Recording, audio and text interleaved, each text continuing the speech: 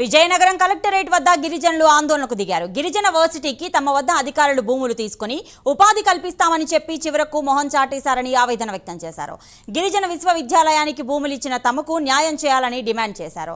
విజయనగరం జిల్లా రామభద్రపురం మండలం పాతరాయని వలసకు చెందిన 20 కుటుంబాలు విశ్వవిద్యాలయం కోసం 120 ఎకరాల భూములు ఇచ్చినట్టు తెలిపారు.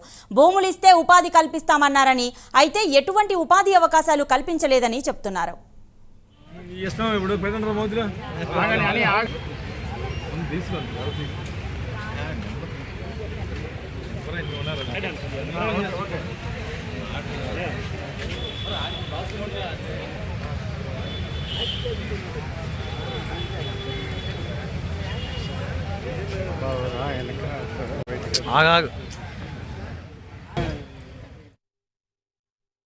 రామభద్రపురం మండలం విజయనగరం డిస్ట్రిక్ట్.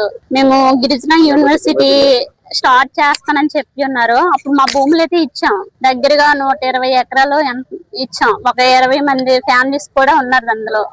కానీ అప్పుడైతే ఏం చెప్పారంటే సార్స్ మాకు అక్కడ మాట్లాడిన సచివాలయం ఎంప్లాయీస్ అందరూ మాకు మాట ఇచ్చారు, మీకు అక్కడ ఉపాధి హామీ కల్పిస్తామని, చదువుకున్న వాళ్ళకి జాబ్లు ఇస్తామని అన్ని చెప్పారు. అయినప్పటికైనా అది స్టార్ట్ చేసి ఇప్పటికి ఒక 3-4 మంత్స్ అవుతుంది.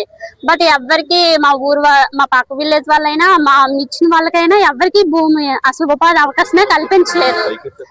అందరు కూడా చాలా మంది ఎన్నిసార్లు వెళ్ళినా సరే ఇప్పటికి ఒక 1 వీక్ నుంచి అక్కడికి తిరుగుతూ ఉన్నారు, కానీ ఎవరికి ఇవ్వలేదు.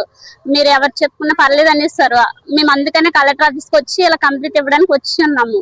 ప్రతి ఒక్కరికి భూములు ఇచ్చిన వాళ్ళకి, మా ఊర్లో ఉన్న పేదవాళ్ళకి ప్రతి ఒక్కరు కూడా మీరు ఉపాధి అవకాశాన్ని కల్పిస్తారని కోరుతూ